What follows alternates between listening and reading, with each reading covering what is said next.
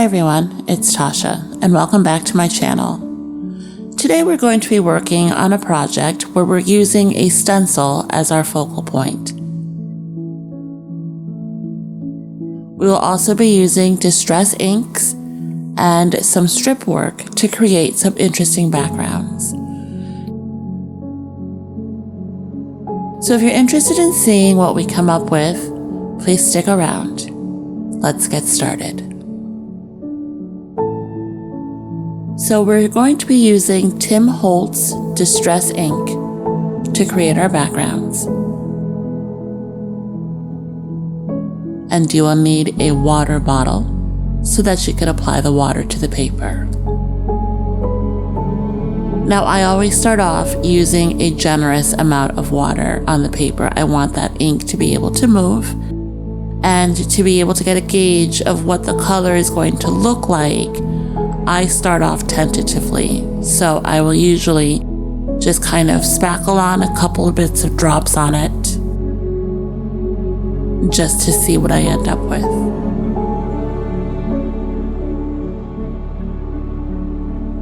As you can see, these inks are water reactive.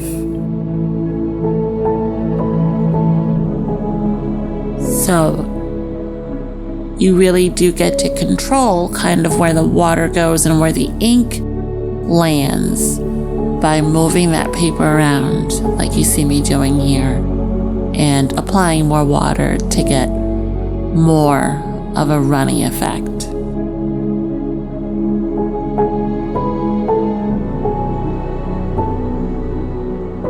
And I wasn't really sure, as usual, what I wanted as an end product, but I did know that I was going to be cutting this into bits and pieces, so I wanted there to be enough color and variance, so you just kind of keep layering to see what you end up with.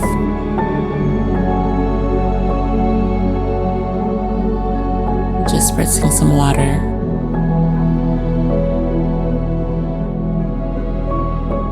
One of the things that I realized with these inks, which happens with a lot of inks and certain paints, is that when it dries much lighter with less intensity, less vibrancy.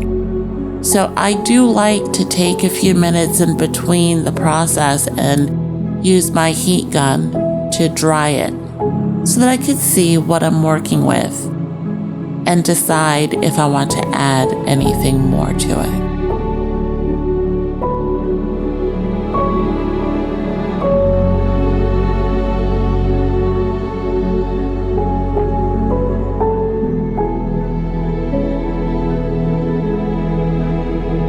And you don't have to use a heat gun. I just tend to be a little impatient, especially if I'm creating a video. So I use a heat gun. You can let it dry, get yourself a cup of tea in the interim, or work on another project, but I like my heat gun. And now I'm working on a second piece of paper because I want there to be even more variance between the strips. So it's a little bit brighter. I have my blues, my pinks. I wanted to create a little bit of a pop.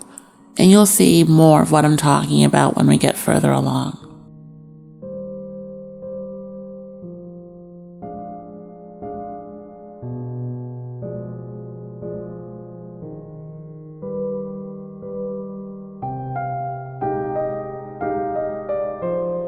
If you've never worked with ink before in this way, I would really say give it a try.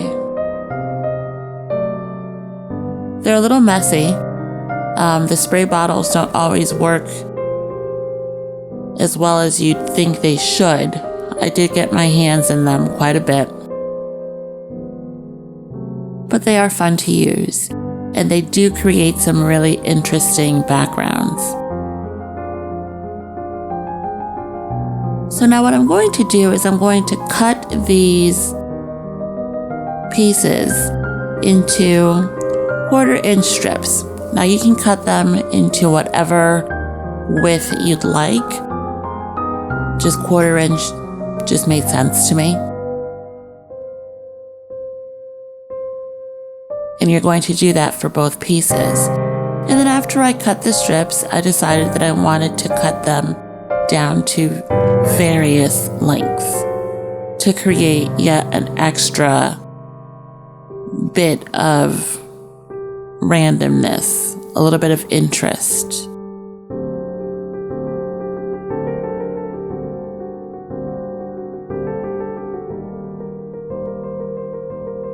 So as you can see, my goal really is to present these projects in a way that anybody feels that they can do them.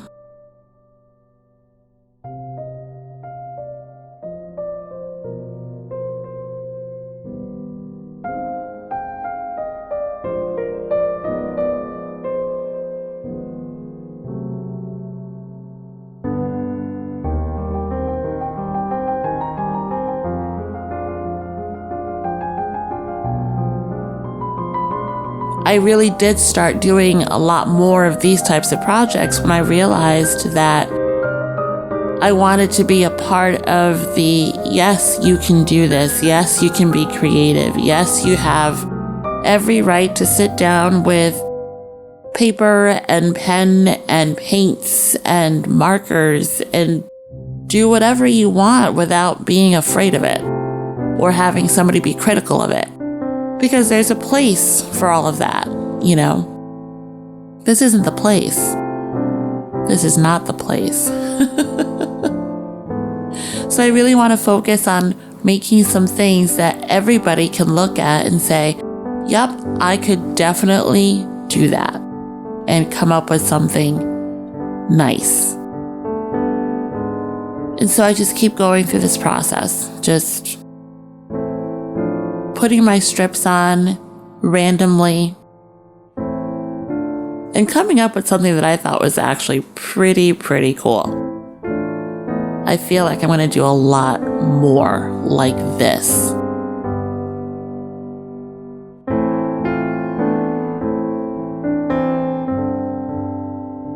And we're going to be using a stencil and a stamp.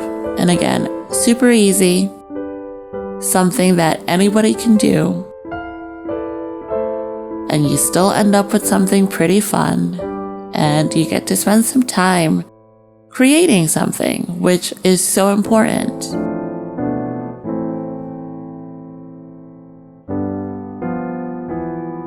When I heard of the phrase intuitive painting, I had never heard of that before, or intuitive artwork.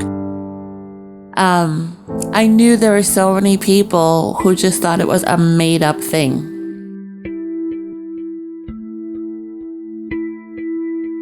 But it made so much sense to me. Being able to do something, just following your gut and not having any rules. It just made sense. So I decided, well, you know, people might think it's kind of, you know, bogus. That's okay.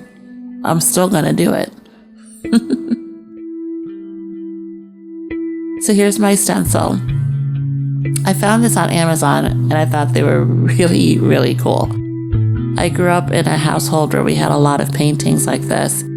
And so I thought, why not give this a go? And I'm just tracing along so that I could cut out the pieces in one big piece. So the dress is one big piece. That piece of paper you see right there is actually a scrap piece. Every time I would use a brush or my brayer and I wanted to get off the excess paint, I just had this piece of paper and I would just roll out the paint on it to get the brush clean. And then I couldn't bring myself to throw it away because the colors are kind of cool. So I decided to put it in my stash and I would use it later on. But what I realized is that a lot of the colors that are in the background are actually on that piece of scrap paper. And so I was afraid that dress was going to blend in too much of the background. So I just went into my stash and found another one of my little prints that I had made earlier and decided to use that piece instead for the dress. And now I'm just coloring in the face, the arms, and the hair.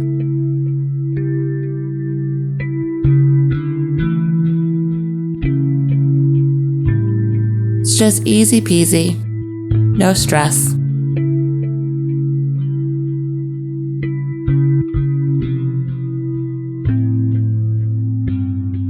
I'll have all of the products that I'm using down in the description box below.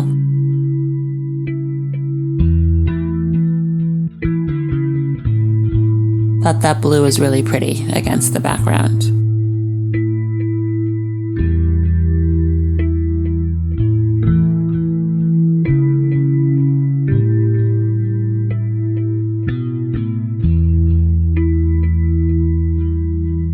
Takes me a long time to decide exactly where I want something to be.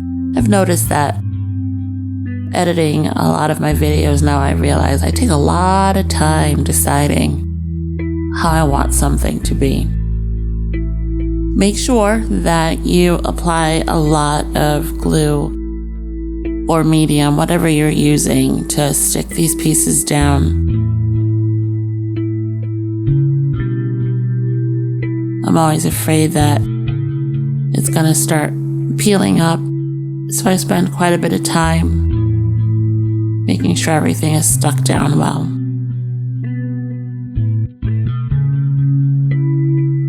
This lady is just so sassy.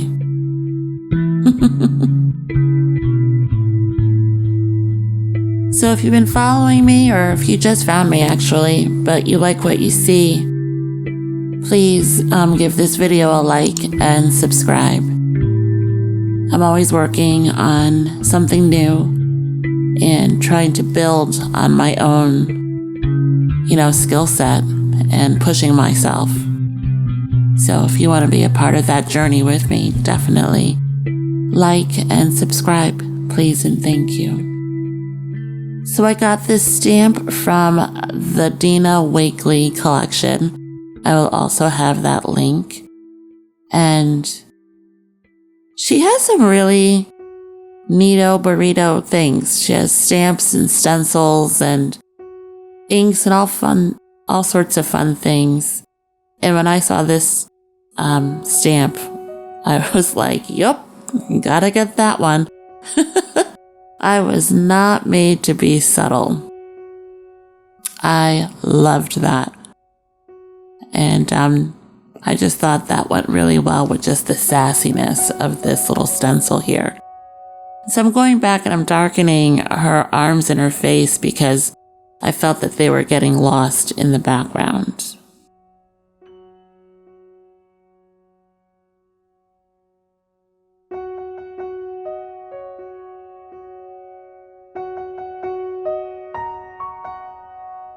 I think she's just so cool. And for proportion, I decided that I was going to cut this down a little bit. And then I'm going to save the excess piece for like a bookmark or a magnet or something. Don't want to waste that.